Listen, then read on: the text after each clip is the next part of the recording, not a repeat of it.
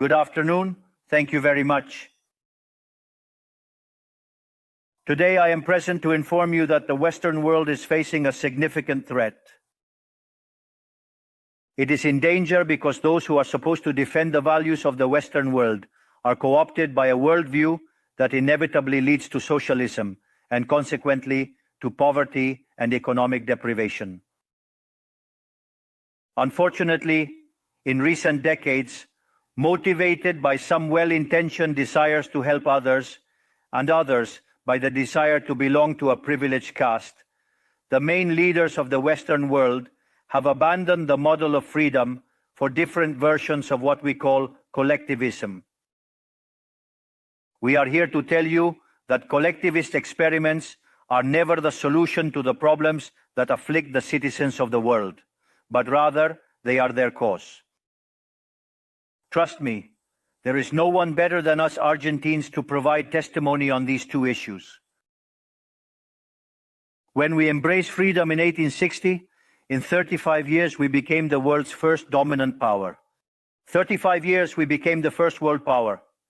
While when we embraced collectivism, over the past 100 years, we saw how our citizens began to systematically impoverish themselves until they fell to the 140th position in the world.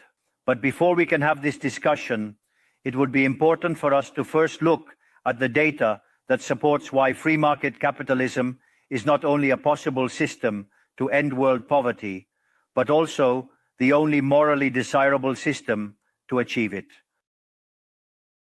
If we consider the history of economic progress, we can see how from year zero until around 1800, the world's per capita GDP remained practically constant throughout the reference period. If one looks at a chart of the evolution of economic growth throughout human history, one would be seeing a chart with the shape of a hockey stick, an exponential function that remained constant for 90% of the time and exponentially shoots up from the 19th century. The sole exception to this stagnant history was at the end of the 15th century with America's discovery. Except for this, from year 0 to 1800, global per capita GDP remained stagnant without any significant changes. Now, not only did capitalism generate an explosion of wealth from the moment it was adopted as an economic system, but if one analyzes the data, what is observed is that growth has been accelerating throughout the entire period. During the entire period between year 0 and 1800, the per capita GDP growth rate remained stable at around 0.02% annually, that is, practically without growth. From 19th century, with Industrial Revolution, growth rate reaches 0.66%. Given the current rate, it would require a time span of approximately 107 years to achieve a twofold increase in per capita GDP. In 1900-1950, growth rate rises to 1.66% annually. We no longer need 107 years to double per capita GDP, but 66. If we take the period between 1950 and the year 2000, we can see that the growth rate was 2.1% annually, which would mean that in just 33 years, we could double the world's per capita GDP.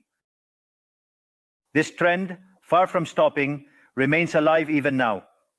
If we consider the period from 2000 to 2023, the growth rate increased again at 3% per year, meaning we could double our per capita GDP globally in only 23 years. Now, when studying per capita GDP from 1800 to today, what is observed is that after the Industrial Revolution, global per capita GDP multiplied by more than 15 times, generating an explosion of wealth that lifted 90% of the world's population out of poverty. We must never forget that by the year 1800, about 95% of the world's population lived in extreme poverty, while that number dropped to 5% by the year 2020, prior to the pandemic. The conclusion is obvious. Far from being the cause of our problems, free market capitalism as an economic system is the only tool we have to end hunger, poverty, and destitution throughout the planet. The empirical evidence is unquestionable. Therefore, as there is no doubt that free market capitalism is superior in productive terms, the left's doxa has attacked capitalism for its moral issues, for being, according to them, as its detractors say, unjust. They claim capitalism is bad because it's individualistic and collectivism is good because it's altruistic towards others. And thus they strive for social justice. But this concept that has become trendy in the developed world recently, in my country, it has been a constant in political discourse for over 80 years.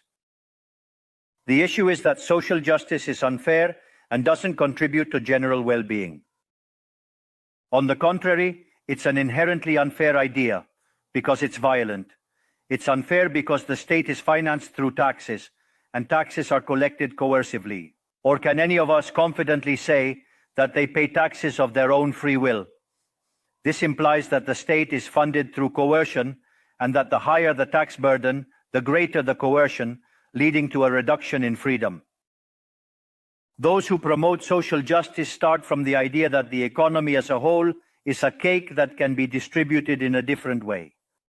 But that cake is not given. It is wealth that is generated in what, for example, Israel Kirchner calls a market discovery process. If the good or service that a company offers is not desired, that company goes bankrupt unless it adapts to what the market is demanding. Create a high-quality product at a good price or attractive, succeed and produce more, so the market is a process of discovery where the capitalist finds the right direction on the go. But if the state punishes the capitalist for success and blocks him in this process, it destroys his incentives, and the consequences are that he will produce less and the cake will be smaller, generating harm to society. Collectivism, by inhibiting discovery and hindering appropriation, ties the entrepreneur's hands, preventing him from producing better goods and offering better services at a better price. How can it be then that from academia, international orgs, politics and econ theory, an econ system is demonized that not only has lifted 90% of the world's pop out of extreme poverty and does so increasingly faster, but is also fair and morally superior? Thanks to capitalism, the world is currently in its best moment. There has never been a moment in history with greater prosperity than the one we live in today. Today's world is freer, richer, more peaceful, and more prosperous than ever before. This is true for everyone, but particularly for those countries that are free, where they respect economic freedom and individual property rights. Because free countries are 12 times richer than repressed ones. Saying goes that in countries with freedom, people live better than 90% of population in repressed countries. It has 25 times fewer poor people in the standard format and 50 times fewer in the extreme format. And if that weren't enough, citizens of free countries live 25% longer than citizens of repressed countries. Now, in order to understand what we come to defend, it is important to define what we mean when we talk about libertarianism. To define it, I take up the words of the greatest proponent of the ideas of freedom in Argentina, Professor Alberto Venegas Lynch, who says that libertarianism is the unrestricted respect for the life project of others, based on the principle of non-aggression, and in defense of the right to life, liberty, and property, whose fundamental institutions are private property, free markets without state intervention, free competition, division of labor, and social cooperation, where one can only be successful by serving others with goods of better quality at a better price. In other words, the capitalist, the successful entrepreneur, is a social benefactor who contributes to the well-being of society as a whole. In short, a successful entrepreneur is a hero. This is the model that we are proposing for the future of Argentina, a model based on the fundamental principles of libertarianism, the defense of life, freedom, and property. Now, if free market capitalism and economic freedom have been remarkable instruments to eradicate poverty globally and we are presently experiencing the most favorable period in human history, it is worth inquiring why I assert that the West is in jeopardy. I argue that the West is endangered as in countries defending free market, private property, and other institutions of libertarianism, sectors of the political and economic establishment, due to errors in their theoretical framework and ambition for power, undermine libertarianism, opening doors to socialism and potentially condemning us to poverty, misery, and stagnation. Because it should never be observed that socialism is always and everywhere impoverishing, failed in all countries where attempted. It was a failure economically, it was a failure socially, it was a failure culturally, and it also killed more than 100 million human beings.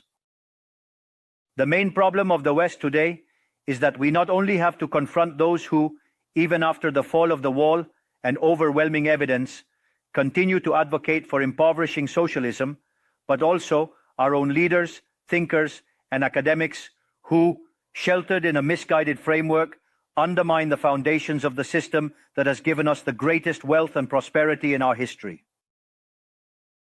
The theoretical framework I am referring to is neoclassical economic theory, which designs an instrument unintentionally functional to the intrusion of the state, socialism, and the degradation of society. The issue with neoclassicals is that since the model they fell in love with doesn't match reality, they attribute the error to the supposed market failure instead of revising the premises of their model. On the text about a supposed market failure, regulations are introduced that only generate distortions in the price system that hinder economic calculation and consequently savings, investment, and growth. This problem essentially lies in the fact that not even supposedly libertarian economists understand what the market is, since if it were understood, it would quickly be seen that it is impossible for there to be such a thing as a market failure.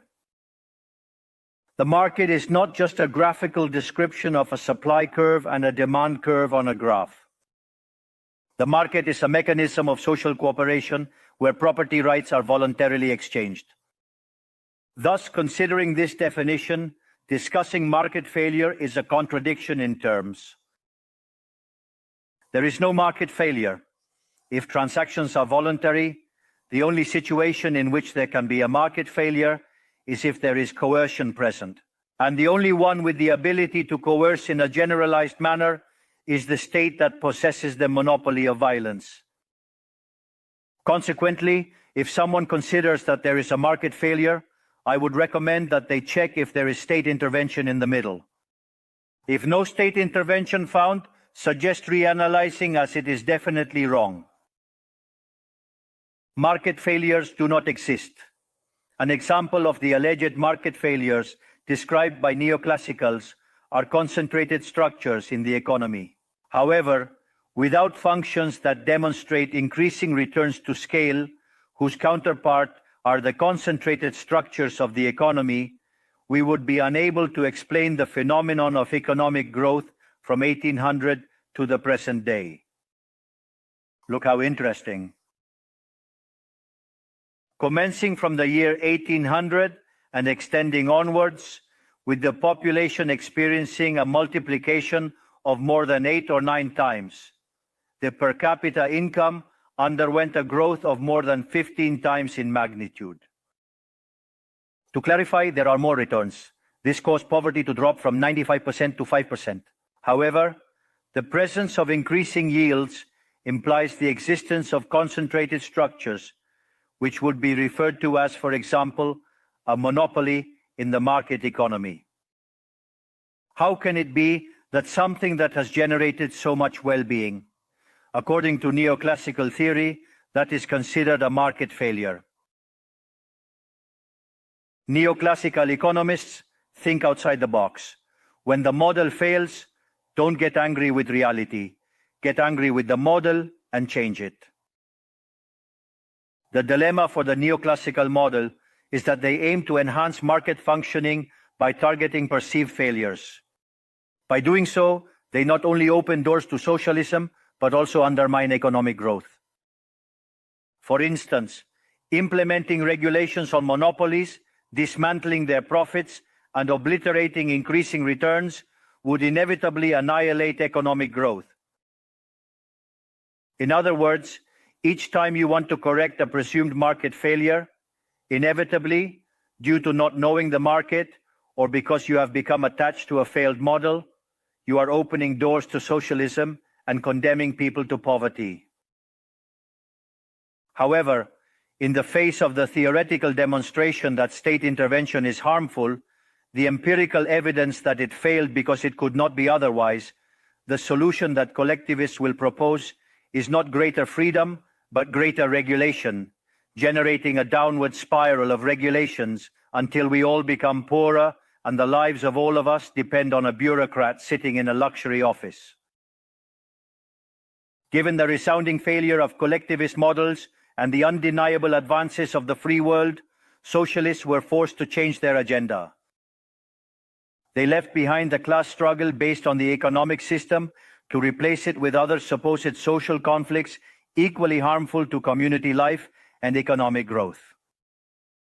The first of these new battles was the ridiculous and unnatural fight between man and woman.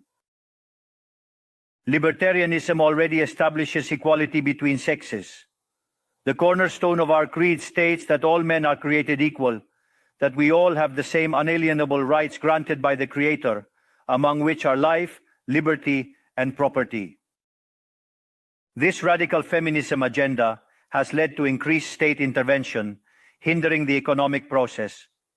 It provides jobs to bureaucrats who haven't contributed anything to society, whether through women's ministries or international organizations promoting this agenda.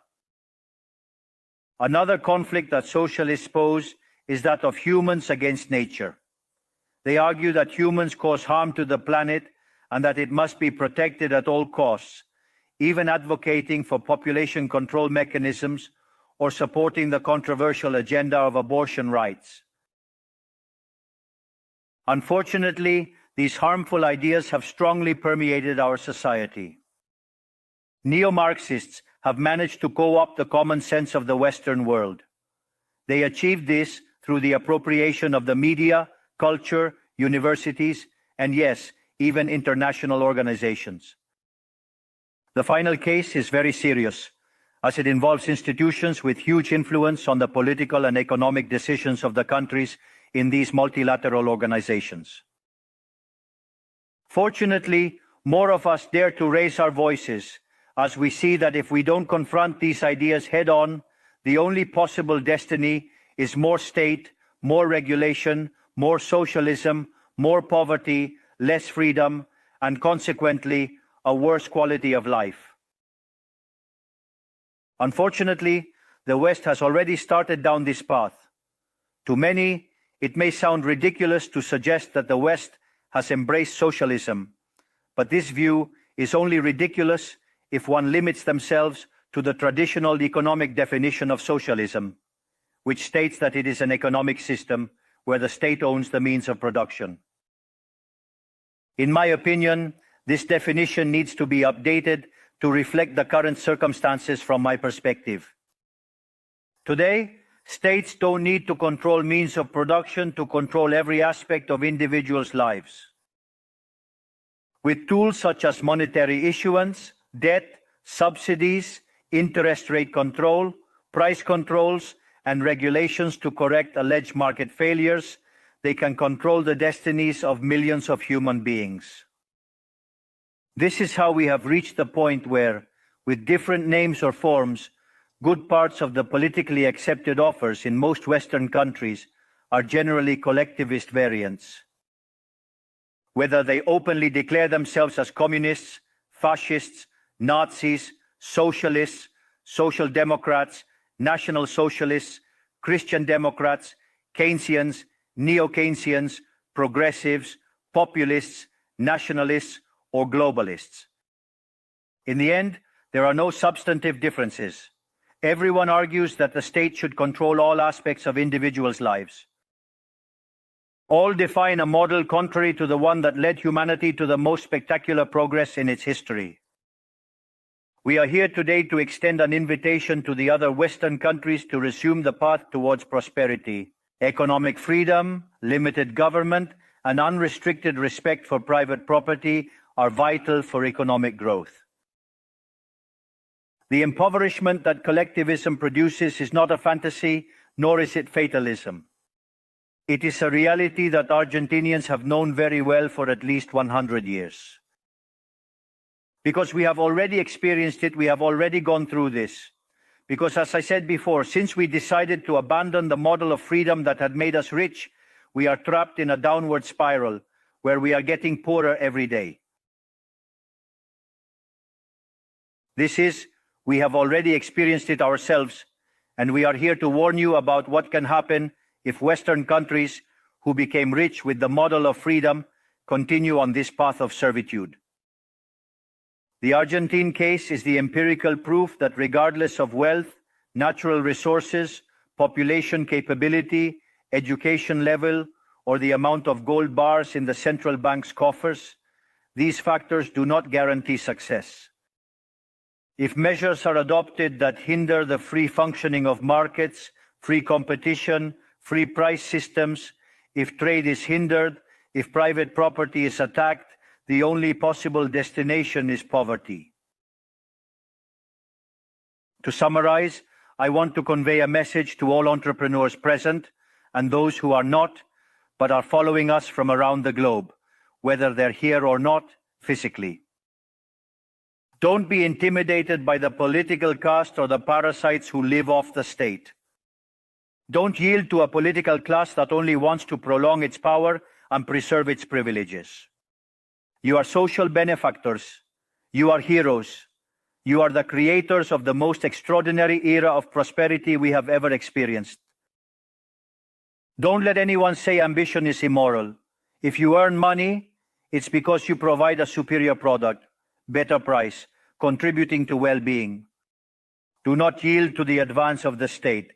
The state is not the solution. The state is the problem itself. You are the true protagonists of this story, and know that from today, you have Argentina as an unconditional ally. Thank you very much, and long life freedom, damn it.